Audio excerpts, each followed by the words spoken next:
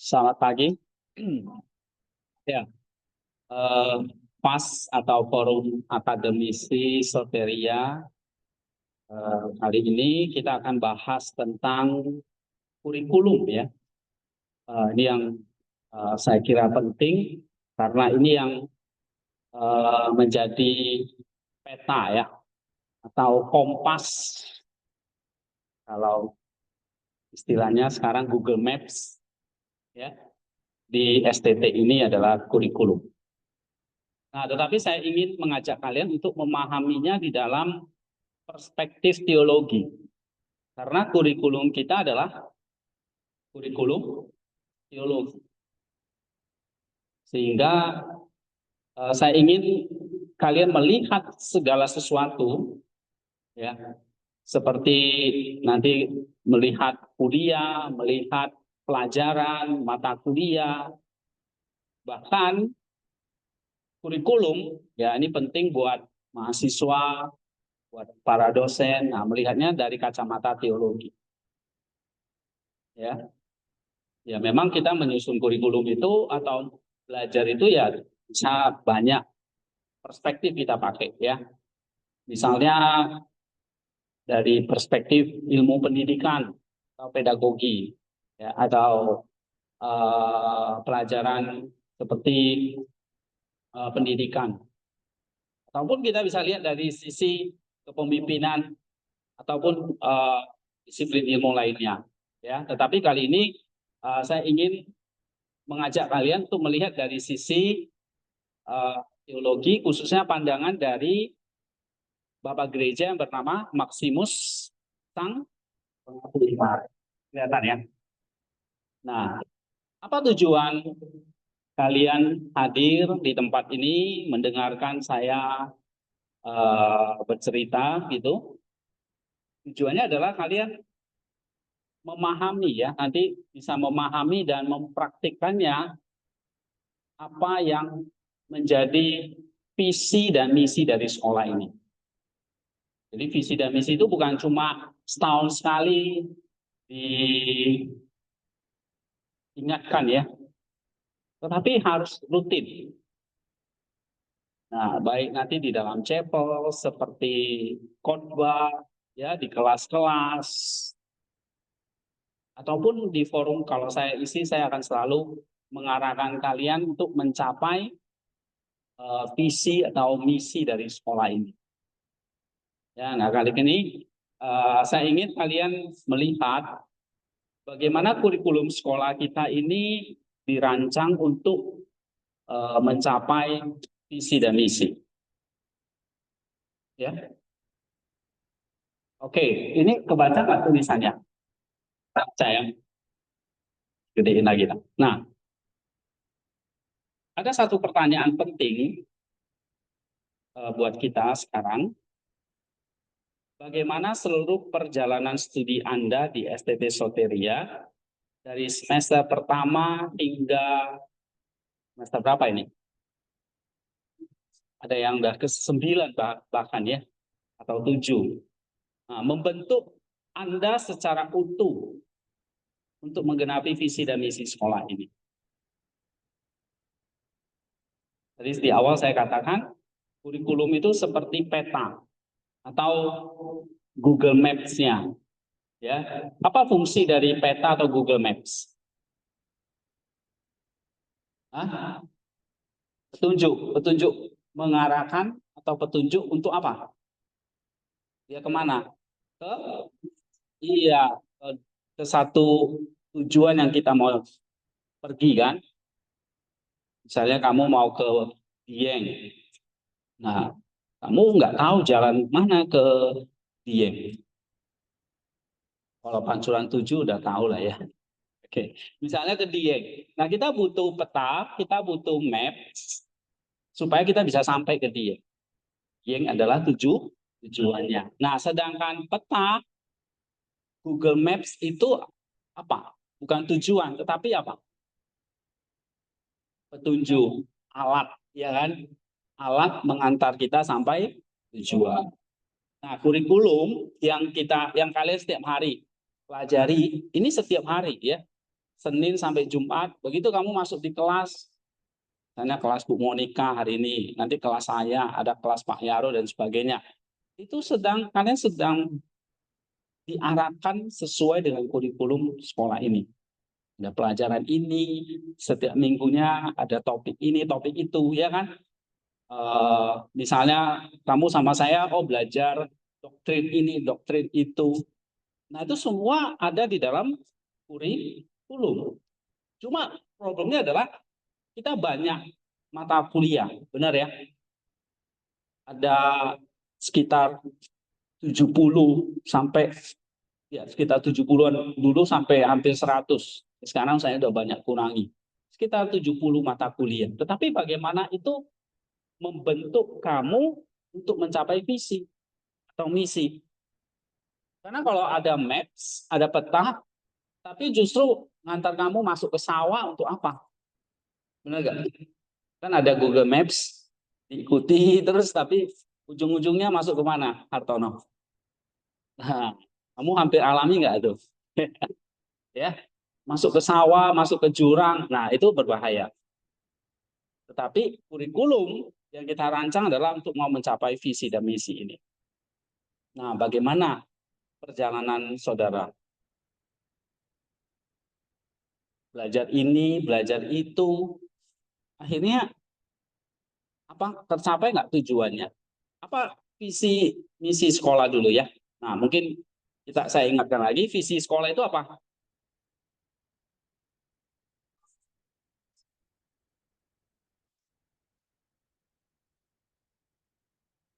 Iya, coba yang keras dong. Kayak nggak makan nih semua. Satu, dua, tiga.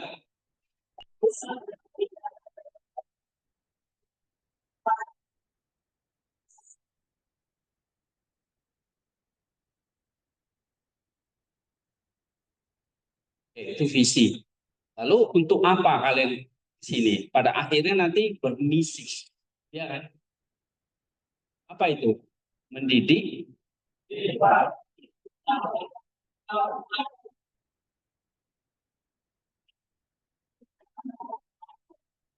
Iya.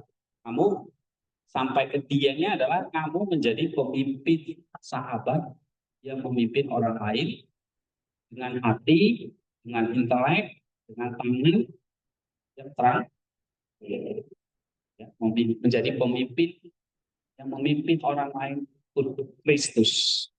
Di situ ada kata hati, ada intelek, dan ada tangan atau keterampilan. Nah, itu dia kita, itu tujuan kita. Lalu ada kurikulum yang nanti akan mengantar kita. Nah, nih, kira-kira ini, kalian yang sudah belajar nih, lagi sudah semester 5, semester 7, ya. Kamu udah belajar misalnya 5 sampai 7 semester di sekolah ini. Membentuk kamu nggak jadi seorang pemimpin? Hah? Membentuk. Kayak gimana bentuknya? Ya, Wiki. Nah, membentuk karakter. Maksudnya kamu selama studi di sini ya, studi kamu di sini, ini membentuk ini enggak? Hati, tangan, intelek enggak? Membentuk. Oke. Membentuk pemimpin sahabat enggak? Kamu dibekali enggak? Nanti kamu tamat dari sini, kamu ngerti teologi. Orang ngomong tentang teologi barat, teologi timur, kamu paham, bukan jadi ini ngomong apa dari kemarin ya. Oh, siapa yang ngomong apa ini? Ya kan? Ikuti kah cakapan di grup? Nah, itu kamu sedang belajar teologi untuk membentuk pemimpin sahabat. Jadi kamu belajar teologi, kamu bisa nih Google Maps, bisa pakai aplikasinya untuk sampai tujuan. Nah, sama, kamu belajar teologi untuk menjadi pemimpin,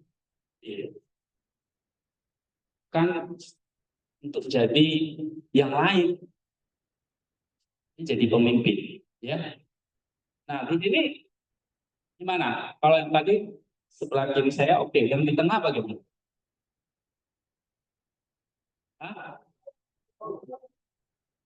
Perjalanan studi kamu berapa lama nih? 1 tahun ya? Ini semester berapa? 3, 1,5 tahun. Ya, oke lah, 14 1 tahun. Nah, membentuk kamu nggak mencapai ini, visi dan misi? Hah? Bentuk. Misalnya apa? Apa yang dibentuk?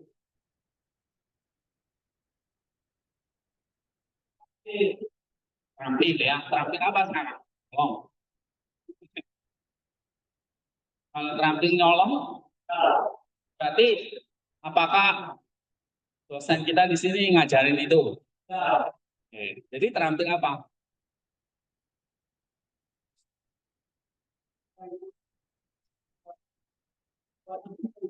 Ah, terampil menulis ya. Oke, menulis artikel dan sebagainya. Itu bagian dari mana? Tangan ya, hands. Apa lagi?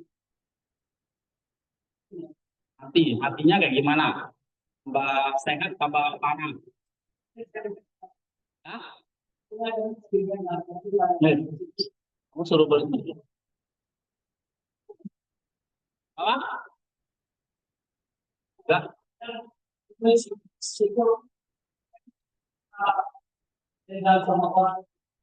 Suka dendam, suka benci ya, iri hati. Sekarang tambah benci gitu ya. Nah, tambah benci nih sama Pak Hendi misalnya. Kalau bisa digorok aja. Oke, oke ya bagus ya. Berarti sekarang mulai belajar hati yang seperti Kristus ya. Mau mengampuni, mau mengasihi ya. Walaupun berat, keluar air mata ya kan. Jangan Ridwan aja dong, yang lain. Ayo, ini Christoph ini saya ragu sama kamu. Bentar lagi mau selesai soalnya. Oke, apa yang kamu rasakan selama studi di tempat ini? Perjalanan studi kamu ya membentuk ini nggak mencapai visi dan misi nggak? Atau justru melenceng? Oke, misalnya apa? Dalam hal apa? Jawab. Oke, disiplin ya. Ya,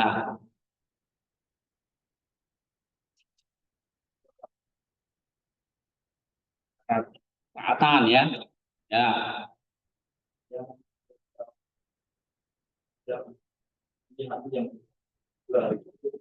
yang sungguh telah dilakukan. Kalau Anda untuk pekerjaan berapa tapi kita itu juga iya, apapun itu ya, kamu melihatnya ini adalah harus dikerjakan dengan hati, baik yang kecil, yang nggak dilihat orang, maupun nanti Tuhan percayakan hal yang besar. Nah itu mas, yang anu, ya. Oke, good. Yang ini baru masuk satu. Ya, rasakan belum pembentukannya? Hah? Ya. Udah rasakan kalau jeruk kayak di ya, ada belum? Kalau belum harus morning keras lebih kencang lagi. Ya, udah mulai, Samuel. Kamu udah diperas lumayan Pak. Berapa juta? Oke, ada yang tanggapi? Misalnya beberapa bulan di sini ya, eh, ada anak baru ya, bahkan yang kemarin baru datang ya. Nah, kamu belajar di sini, nanti saya masuk kelas ini, kelas itu, kelas itu lihat ini mencapai nggak sih mimpi dan misi. Nah, kalau itu enggak, kamu datang ke saya, guys. Maaf, Bu, ya, saya rasa saya di sekolah ini bukan mencapai ini, ya, tapi malah eh, Ya, tambah melenceng misalnya. Atau sudah ada? Nih, eh, siapa? Nanti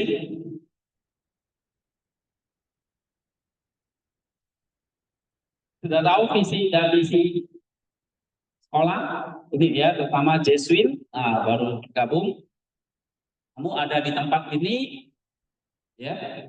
Kamu ikut kuliah, belajar ini dan itu tadi ilustrasinya kayak kamu pakai Google Maps, mau ke tujuan. Nah, belajar itu bukan tujuannya, ya. Belajar itu alat. Jadi kurikulum, kamu ngerjain tugas, oke, kamu belajar di kelas, itu alat mencapai apa? Tujuan. Nah, tujuan kita, kamu harus hafal. Kalian harus, apalagi ini yang semester 1. Ini harus diingat. Ya. Nah, kalau kamu baca visi dan misi itu, saya tulis di bawah itu, intinya apa? Nah, keutuhan atau integrasi. Integrasi apa ini? Ya kan? Kita bukan hanya mencetak sarjana yang nanti pintar secara akademik, yang kepala saja. IP-nya nilainya tinggi, bagus. Kalau enggak, nanti dipanggil juri, mau bayar, nah IP-mu rendah. Ya, nah tapi bukan itu, karena tadi kita mau utuh, ya kan? Nggak mau sepotong, tapi utuh.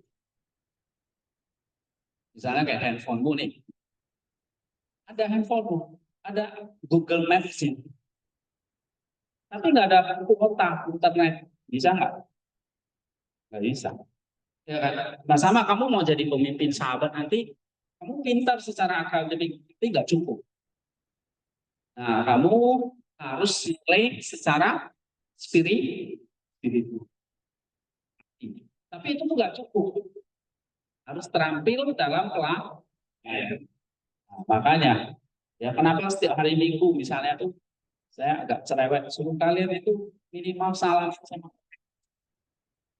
ngobrol sama orang, ya.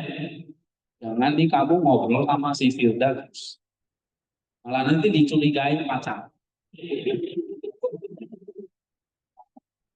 Kalau pacaran, wah, ya kan? Kalau udah mau pacaran, wah, makan. Oke. Jadi di gereja, ya, bagaimana mengasah tangan yang terampil. Di kampus juga begitu. Tadi Ridwan bilang, tangan saya sekarang terampil mengetik, dulu 11 jari ya kan, TikTok gitu kan. Nah, sekarang udah bisa 10 jari. Nah nggak sih? Kalian nanti komputernya masih ini nggak? Ya dulu nggak ngerti bikin blog, bikin artikel dan sebagainya.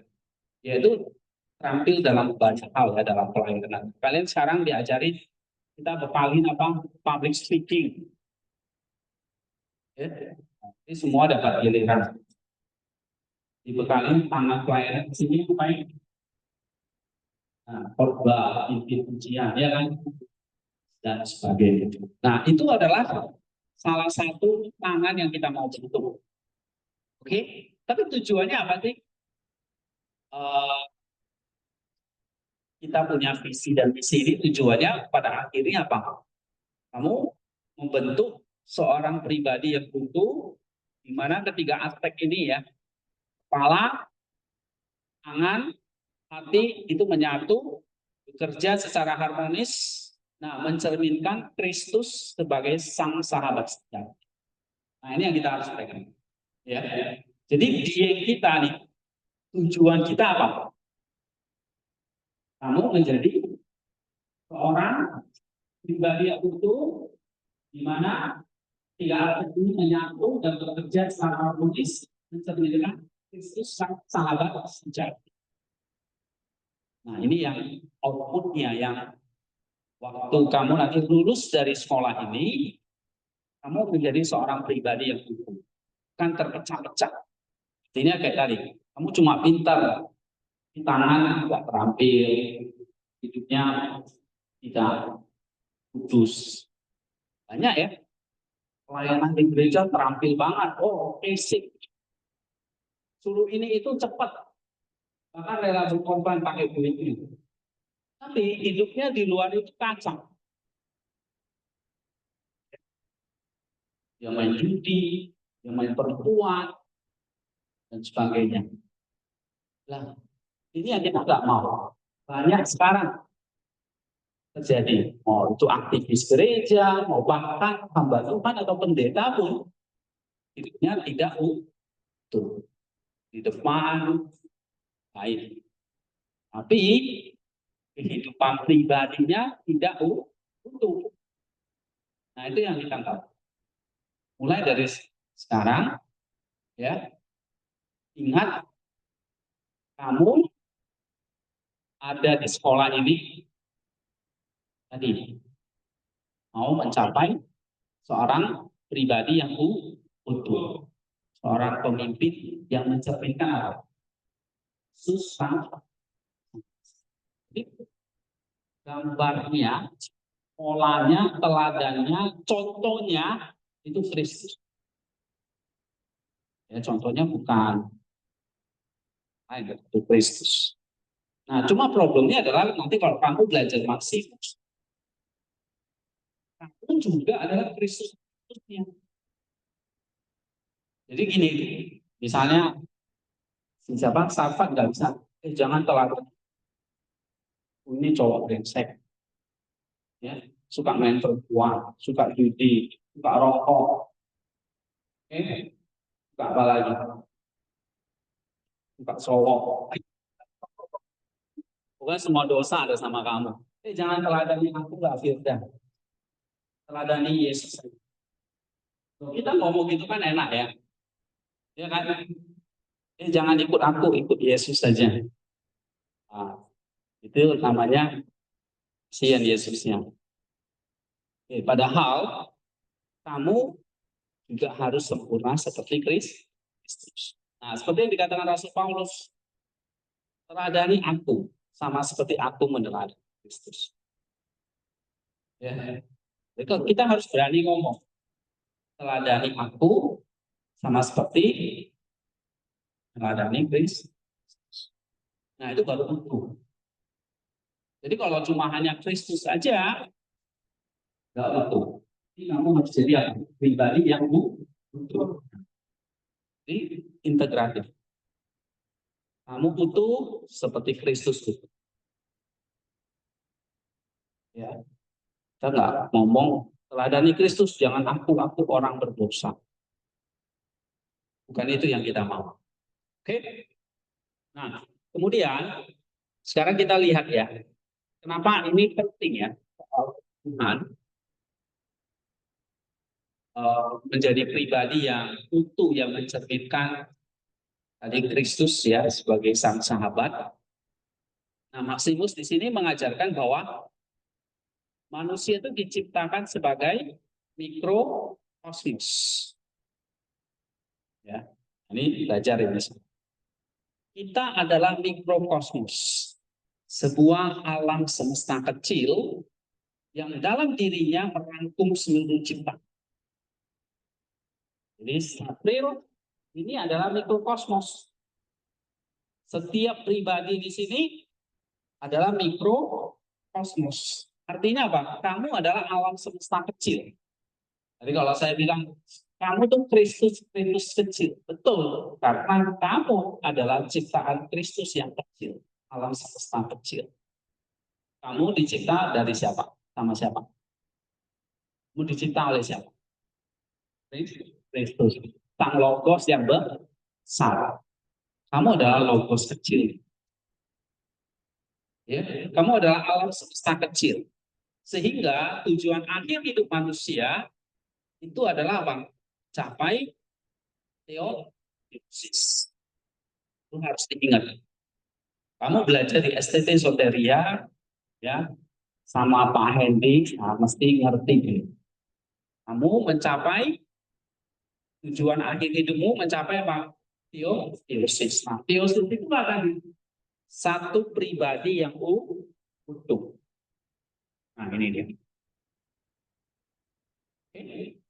Jadi teosis itu artinya apa? Sederhananya adalah satu proses partisipasi ya dalam kehidupan ilahi, di mana manusia menjadi serupa dengan kita melalui pikirannya. Jadi kalau kamu adalah alam semesta kecil, berarti kamu bagian dari apa? Alam semesta yang besar. Ya. Kamu adalah bagian dari alam semesta yang besar. Kamu kecilnya, mungkin kamu debunya di situ.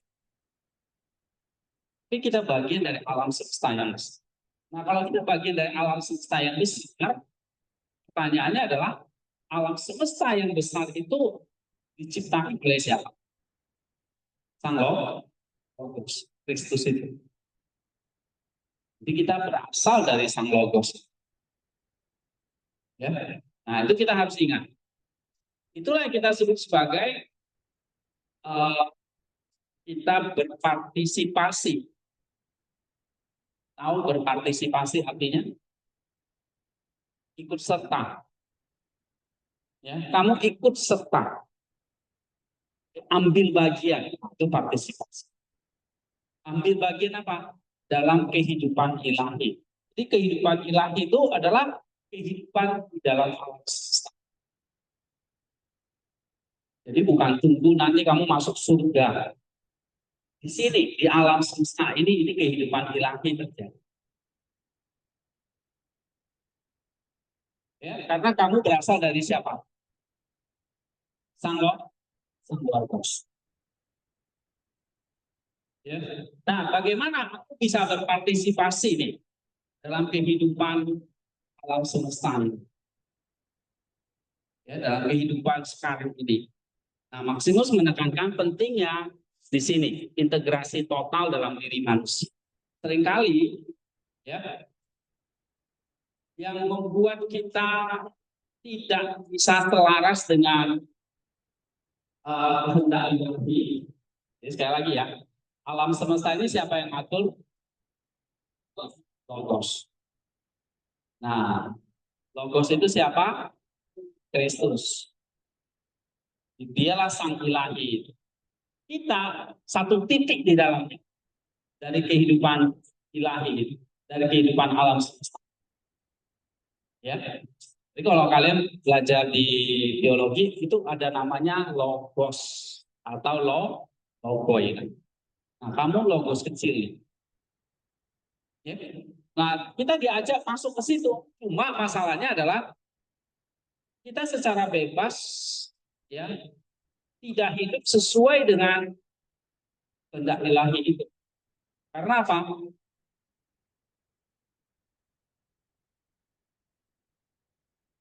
Karena tadi ya nanti jawabannya adalah nih kita terpecah. Nah, kita nggak utuh nih. Oke, maksudnya apa? Begini, kehendak manusia harus secara bebas dan penuh kasih selaras dengan kehendak ilahi. Ya kan? Hidup kita selaras dengan kehendak ilahi. Atau seperti contoh yang sempurna itu Kristus. Hidupnya sepenuhnya sesuai dengan kehendak ilahi. Nah, supaya kita bisa utuh ya atau sesuai dengan kehendak ilahi tadi, ada tiga dalam diri kita yang kita harus perhatikan. Oke, tadi kalau kamu adalah ciptaan Kristus, maka tadi saya bilang kamu punya aspek intelektual atau logos. Nah, di sini kita punya kemampuan berpikir, memahami, merenungkan kebenaran ilahi. Ini adalah kepala kita. Ya, ini kita punya. Yang kedua, aspek volisional. Ini istilahnya ya, inilah ya, efektif, cara kita mengarahkan kehendak, perasaan, dan hasrat kita. Nah, ini hati kita. Istilahnya tropos. Apa? Tropos. Jadi kita punya logos, kita punya tropos. Nah, yang ketiga, kita punya namanya praksis. Itu apa? Tindakan dan perbuatan nyata kita di dunia ini. Ini tangan. Nah, tangan, hati, kepala, atau logos, tropos, praksis, itu harus utuh. Baru kamu bisa hidup selaras dengan logos. Hidup selaras dengan alam semesta. Kalau salah satunya itu terpecah, ya misalnya ini, atau terjadi namanya fragmentasi atau terpecah, timbullah yang namanya kita nggak mencapai tujuan. Untuk ilustrasinya begini tadi, kamu punya handphone, kamu punya aplikasi, tapi nggak punya kuota internet. Terpecah nggak? Terpecah nggak? Bisa dipakai nggak? Nggak bisa. Ya maksud saya.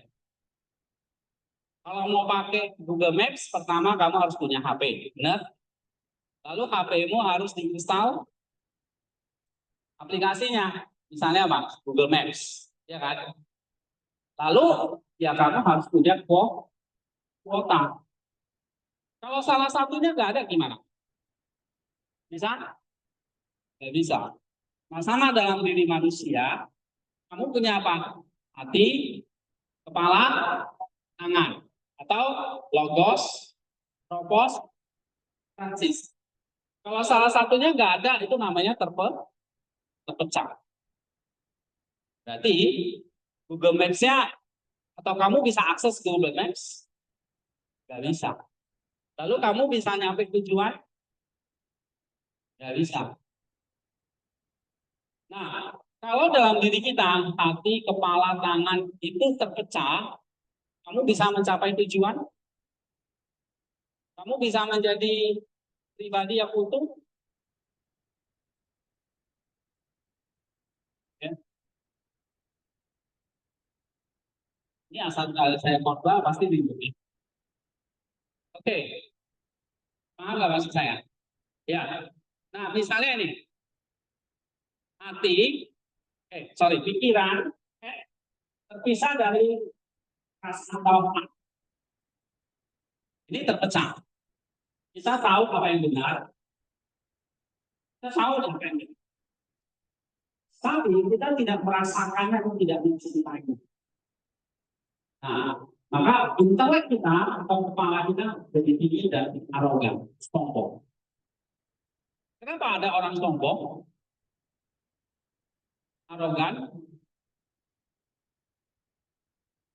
Kenapa? Karena hati dan perasaannya, head dan heartnya terpisah. Nah, itu. Atau yang kedua, ada heart terpisah dari head. Kita mungkin merasa tergerak oleh belas kasihan. Wah, hatinya belas kasihan nih. Tapi kita diam, kita nggak bertindak. Nah, inilah yang membuat kita terpecah. Itu namanya terpecah. Kamu tahu itu salah, jadi orang itu hakimu bilang, oh itu salah. Tapi kamu nggak bertindak. Nah, itu namanya terpecah. Ya, kasih aja dulu. Itu namanya terpecah. Nah, berarti yang terjadi pada kita gini, spiritualitas itu jadi sentimental tanpa dalam. Ya. Spiritualitasnya ada, hatinya ada, tapi nggak ada dampak. Nah itu kalau heartnya terpisah dari hands. Yang ketiga, hands terpisah dari pikiran. Kita sibuk melayani, tapi tanpa dasar teologi yang kuat. Nah ini bahaya. Banyak ya, ini terjadi. Keterampilan melayani bagus banget. Oke, tapi dia nggak punya hand. Teologinya nggak ada. Ya akhirnya pelayanan itu jadi apa? Aktivisme yang ini kita alami nggak di sini. Nah kalau kita alami berarti ini tiga itu nggak menyatu, ada yang terpisah. Jadi analoginya mungkin kurang tepat ya, tetapi ya saya pikiran itu untuk bisa menjalankan Google Maps, berarti tiga-tiganya harus ada. Apa itu? Harus menyatu apa? Handphonenya harus ada, aplikasinya harus diinstal, ya kan? Kuotanya harus ada. Tiga-tiganya harus bersatu. Nah, dalam diri kita juga begitu. Ada heart, intelek, head ya, intelek, heart, hati, hands, itu harus jadi satu. Ya, kalau terpisah itu yang terjadi. Nah, intelek kita bisa dilindungi, arogan, nggak ada heartnya, nggak ada hatinya. Ya, heartnya ada, tapi handsnya nggak ada. Ya udah, ini spiritualitasnya hanya formalitas. Oke, lalu pelayanan handsnya ada, tapi headnya nggak dipakai, nggak ada sesuatu yang mendangkal kamu. Ya, akhirnya kita banyak dulu pelayanan kok begini begitu. Ya, ujung-ujungnya nggak mau pelayanan, sakit hati dan tidak ke gereja, lagi pindah gereja. Biasanya cuma begitu kok. Ya, nah, itu kenapa sering terjadi nggak? Sering kan?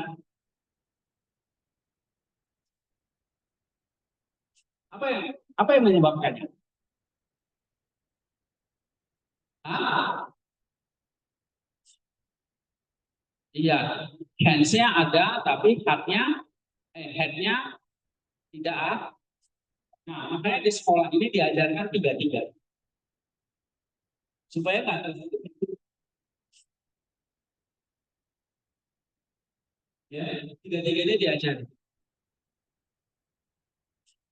Nah, maka visi dan misi sektorial itu fokus pada pemimpin sahabat yang itu. Ya, makanya saya di kelas. Kenapa harus utuh? Mulai dari hal-hal kecil. Dari sini, nah, bisa operasi ini, bisa beres ini. Ya, aku satu punya bahkan hal yang kecil. Kamu kerjakannya dengan benar gak hati. Ya. Terus headnya apa? Ya kamu kerjakannya harus benar dan bisa usah. Semuanya apa yang kamu kerjakan itu tiga itu nggak boleh terpisah. Kerjakan dengan hati, kerjakan dengan benar, kerjakan dengan terpisah. Misalnya contoh kecil aja. Ya, kamu mau masih, kamu nggak ngerti, nggak tahu soalnya. Salah kan? Gitu. Nah, baru kamu tahu itu sebenarnya gitu. Atau makan juga tampil, maksudnya gini, misalnya, nah harus lurus. Ya. Tapi yang enggaknya apa? Artinya gimana? Jangan itu aksi yang cenderung ngomel, misalnya itu semua dilihat gitu loh. Kita bisa mengukur ya apakah kita udah jadi pemimpin sahabat yang ukur belum. Nah, kita kembali ke kurikulum ya. Kita di sini semua mencoba ya membuat atau mendesain satu kurikulum yang Tuhan sediakan untuk proses di sini namanya proses penyembuhan integrasi antara tiga komponen itu ya, tiga komponen itu apa saja? Hati, kepala, nah itu mesin. Tapi waktu kalian datang ke sini ya, datang ke sini pasti sudah nggak utuh, terpecah-pecah, hatinya terluka ya, ada kepalanya yang sudah berbulan-bulan pernah belajar. Oke, ada yang eh, tangannya baca buku aja udah nggak pernah. Nah, itu udah tidak integratif lagi, tidak utuh lagi. Nah, disinilah kalian sedang ngapain? Mengutuhkannya, ya, menjalani yang namanya proses penyembuhan integrasi. Sedangkan kalau itu terpecah-pecah itu namanya dosa. Ya, dosa itu disintegrasi atau perpecahan dari ketiga aspek ini. Nah, sebaliknya, keselamatan adalah proses menyatukan kembali seluruh diri kita di dalam Kristus. Sehingga ini membawa kita kepada teos. Namanya itu dari STT soteria. Tahu arti soteria? Apa? Keselamatan itu apa? Keselamatan adalah ketiga bacaan.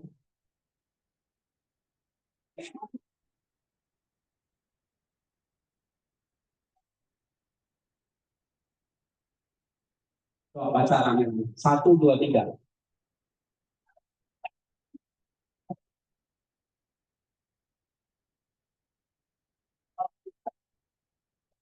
Nah, ini dibaca. Oke, satu, dua.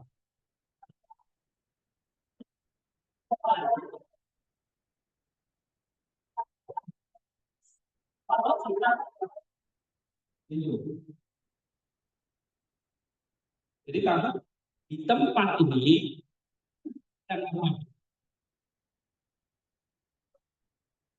menyatukan apa?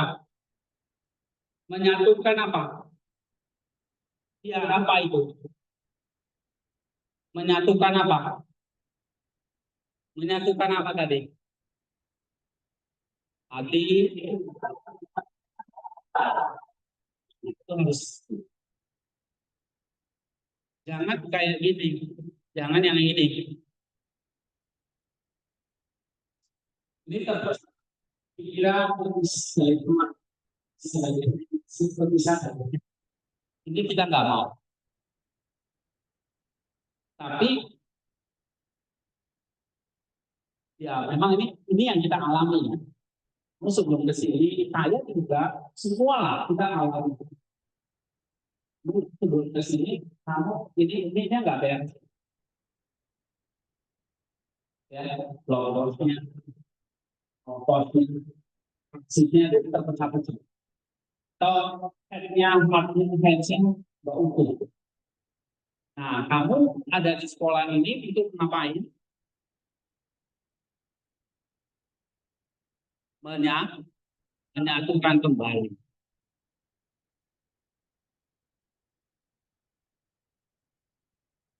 Ya, menyatukan kembali.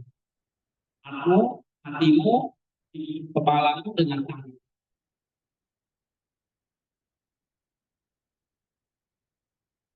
Oke, lagi sama. Menyatukan apa?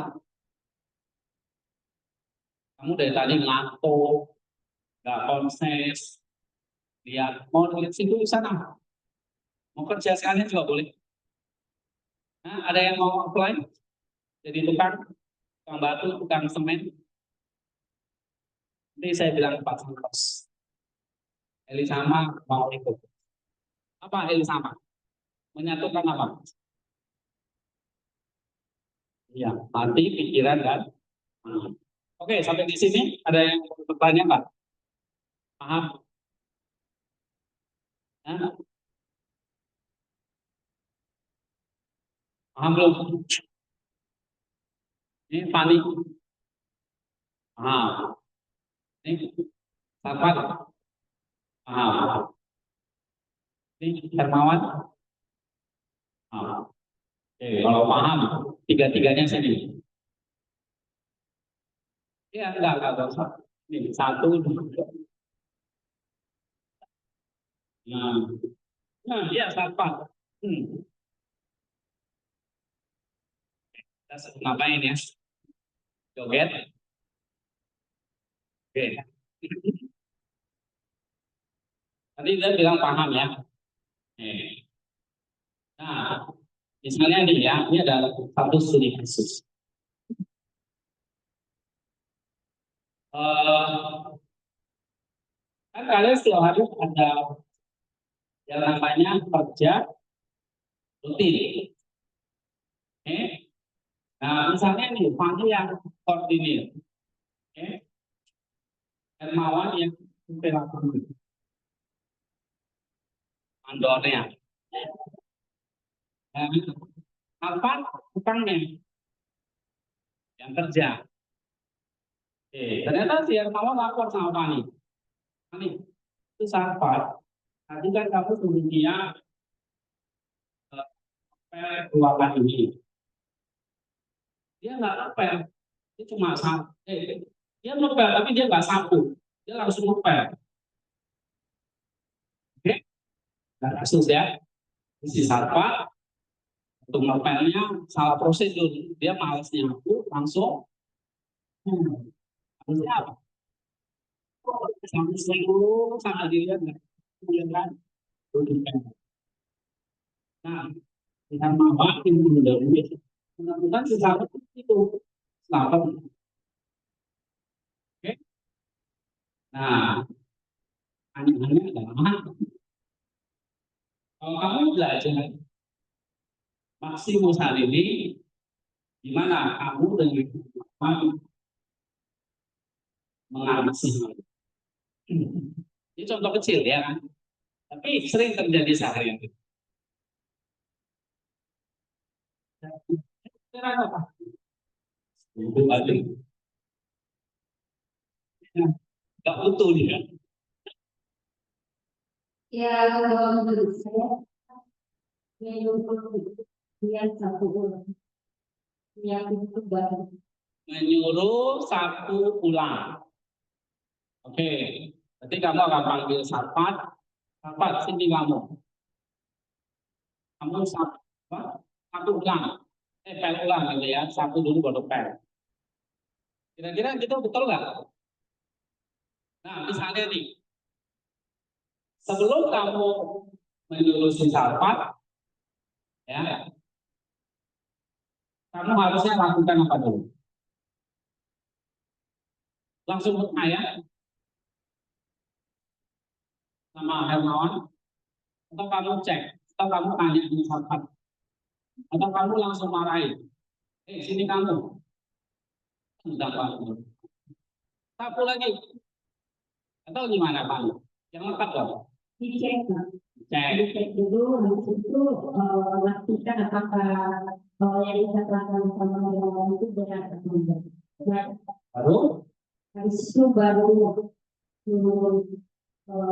satu. terus kamu ngomong sama Sarpat dulu. Coba, ayo.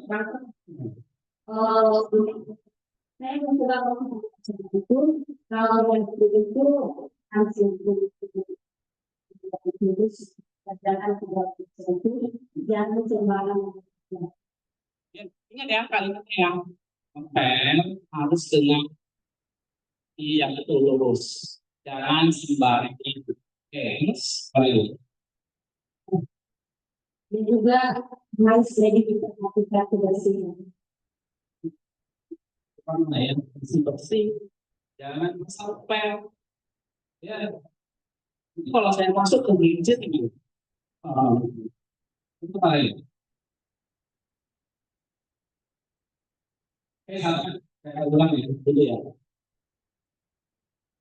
Benar, kamu panjang itu. Jadi kalau dia nggak jawab seperti itu berarti fragmentasi lagi ya.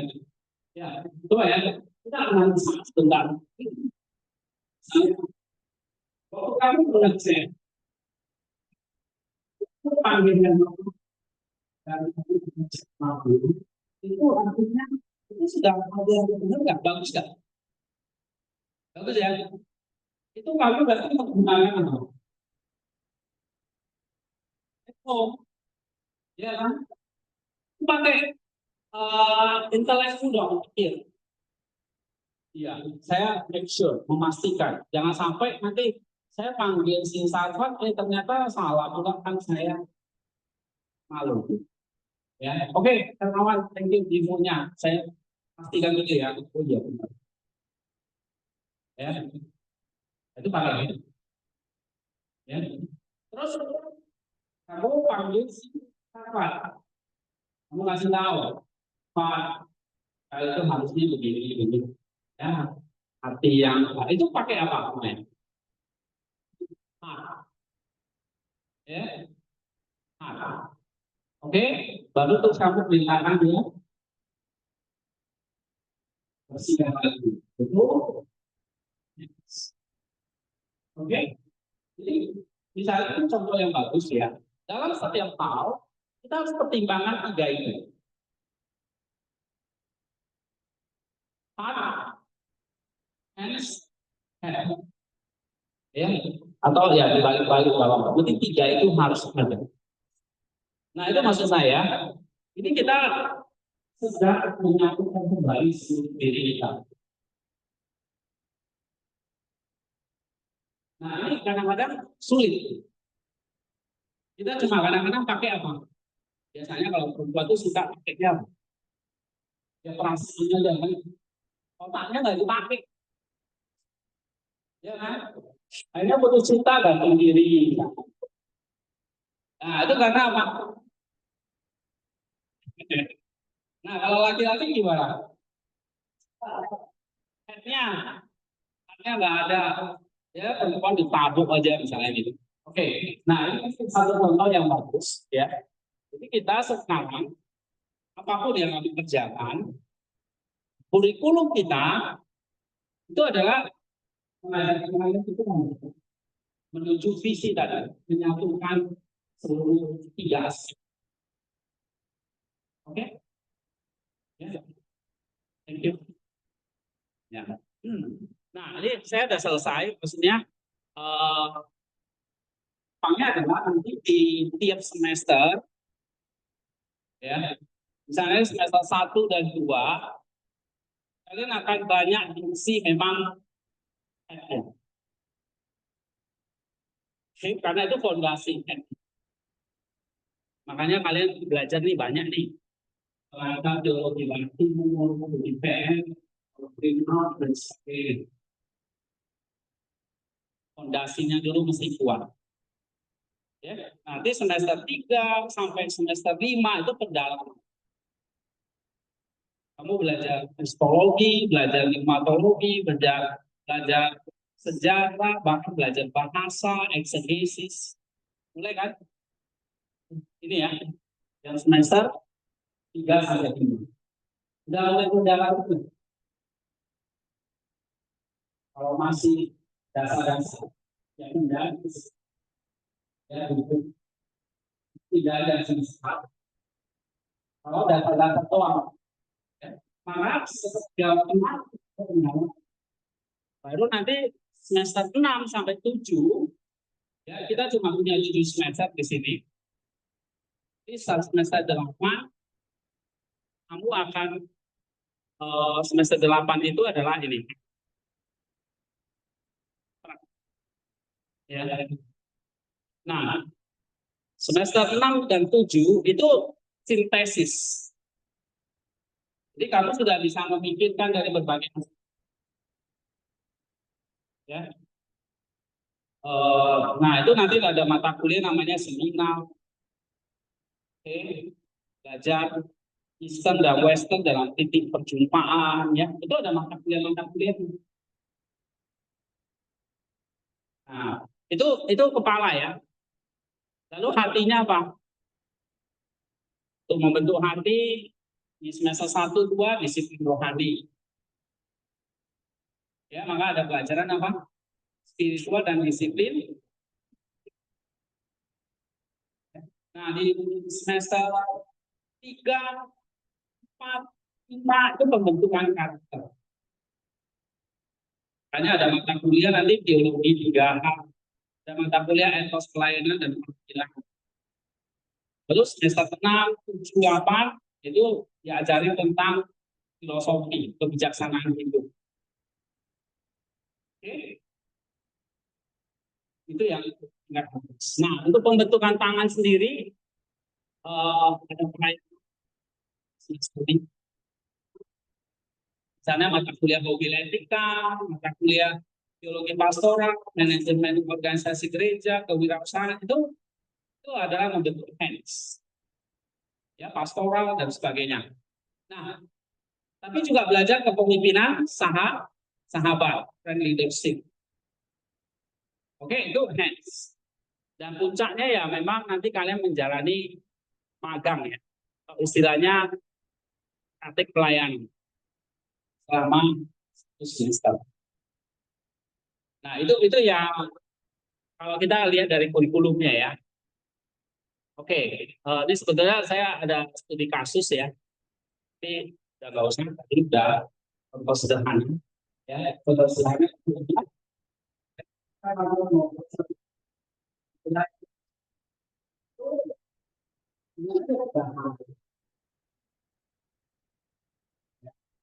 Nah, kalau mau itu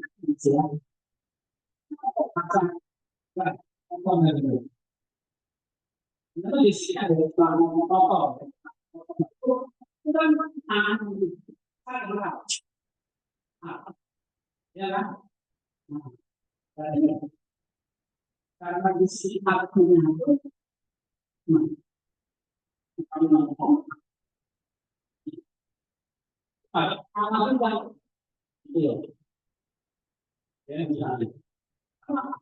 dari praktis itu 3 kalau aku kerja itu mati tidak dipakai mereka tani itu misalnya ini undang saya sendiri itu undang ya boleh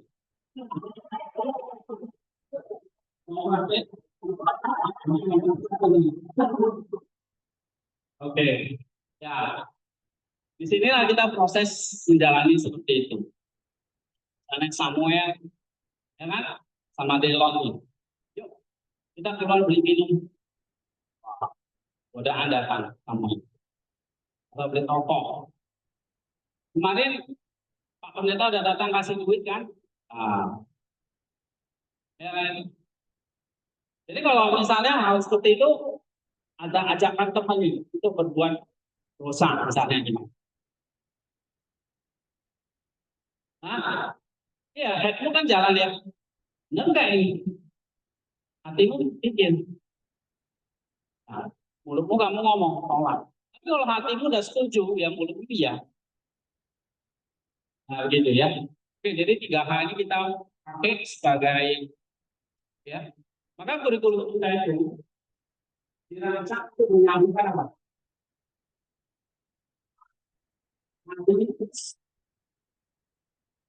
Ya, itu ya. Oke, mari kita berdiri, kita berdoa.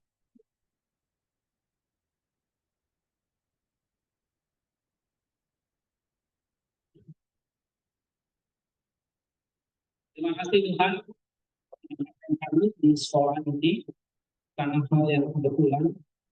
Tapi Tuhan punya rencana, punya maksud bagi kami supaya kami belajar mulai proses menyembuhkan diri kami yang seringkali antara hati kepala cacat. Ini ketika kami ikut kuliah dari hari ke hari, belajar dan hidup bersama dengan teman-teman di tempat ini, kami menyadari bahwa ada banyak kelemahan dalam diri kami. Jadi kami mau mencoba bersama dengan Tuhan anugerah-Mu untuk terus memproses diri kami sehingga menjadi satu pribadi yang utuh dan kami siap menjadi pemimpin sahabat yang memimpin orang lain ikut Yesus Kristus. Tuhan tolong kami, tolong sekolah ini dan para dosen mengajar dan kami semua yang terlibat, biarlah semua di dalam perlindungan dan terima kasih kami serahkan hidup kami di dalam tangan, di dalam Yesus. Amin. Oke, sampai di sini doa kita ya. Ya.